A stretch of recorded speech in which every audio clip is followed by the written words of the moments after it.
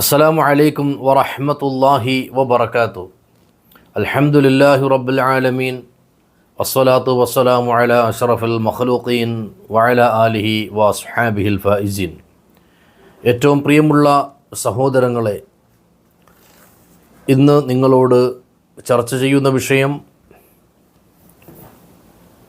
പരസ്പരം സ്നേഹം ഉണ്ടാകാൻ എല്ലാവർക്കും ആവശ്യമുള്ളൊരു വിഷയമാണ്. നാം വളരെ സ്നേഹത്തോടെ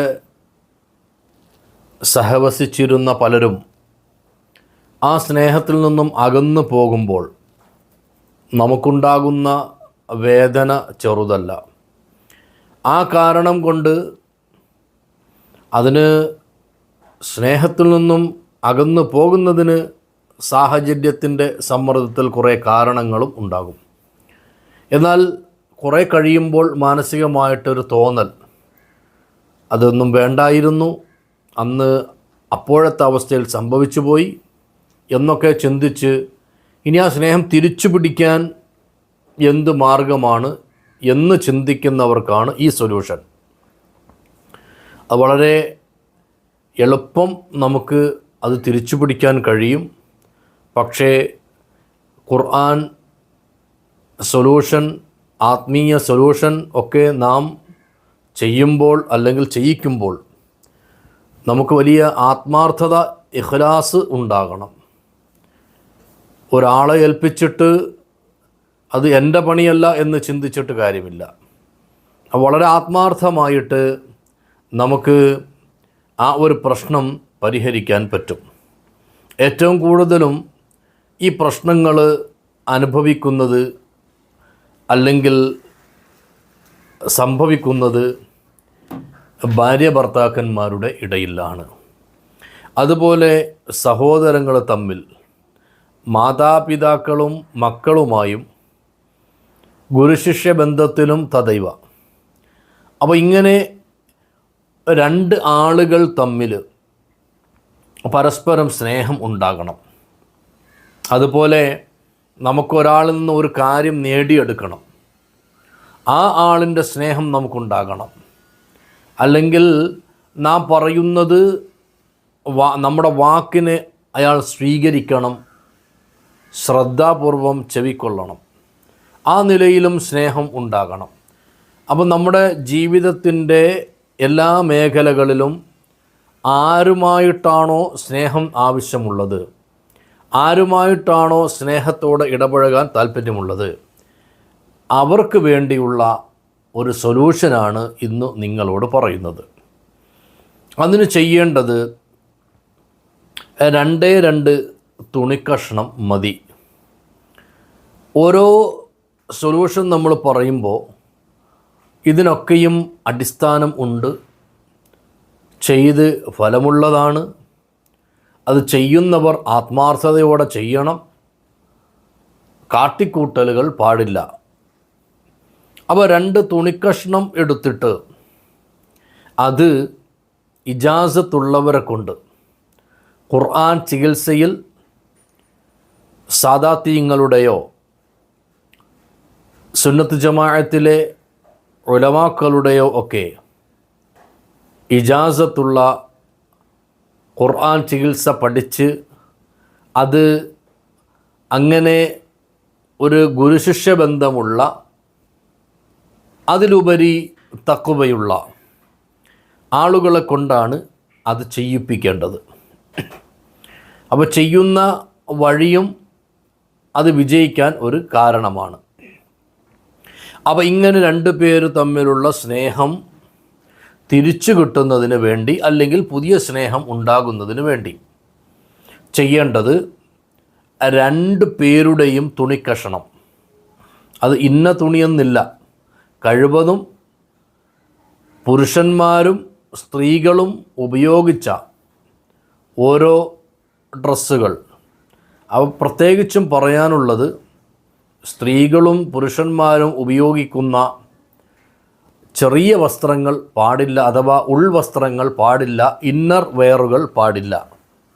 അല്ലാതെ കണ്ട് സ്ത്രീകൾ ഉപയോഗിക്കുന്ന ഷാള്, അല്ലെങ്കിൽ അതുപോലത്തെ പാൻറ്റ്, ഷർട്ട്, ചുരിദാർ അങ്ങനെയൊക്കെയുള്ള. അതുപോലെ പുരുഷന്മാരുടേതും മുണ്ട്, ബനിയൻ, ടീഷർട്ട് പോലത്തത്, ഷർട്ട്, കൈലി, പാൻറ്റ് ഇങ്ങനെയൊക്കെ ഉള്ളത്. അപ്പോൾ ഇങ്ങനെയുള്ള 2 പേരുടെയും 2 തുണിക്കഷണം, ഓരോ തുണിക്കഷണം എടുത്തിട്ട് അതിൽ ഞാൻ ഒരു പ്രത്യേക ദുആ എഴുതാനുണ്ട്. ആ ദുആ എഴുതുമ്പോൾ ഈ 2 ആളുകളുടെയും പേരും വേണം, ആ ആളുകളുടെ മാതാവിൻ്റെ പേരും വേണം. അപ്പോൾ ആരോടാണോ സ്നേഹം കിട്ടേണ്ടത്, ആരിൽ നിന്നാണോ കിട്ടേണ്ടത്, 2 പേരുടെയും അങ്ങനെ ആ പേരുകളും മാതാവിൻ്റെ പേരുകൾ വെച്ച് ഈ തുണിയിൽ എഴുതും. ഒരു പ്രത്യേകമാക്കപ്പെട്ട ഒരു കണക്ക് എഴുതി അതിൻ്റെ തൊട്ട് താഴെ ഒരു ദുആ കൂടി ഉണ്ട്. അജീബു വ അജ്ലിബു ഹൈജു യാ ഖുദ്ദാം ഹാദിഹിൽ അസ്മാ ഖുൽതു, ശേഷം ഇന്ന ആളിൻ്റെ മകൾ ഇന്ന ആൾ, ഫി മഹബ്ബത്തി ഇന്ന ആളിൻ്റെ മകൻ ഇന്ന ആളുമായി.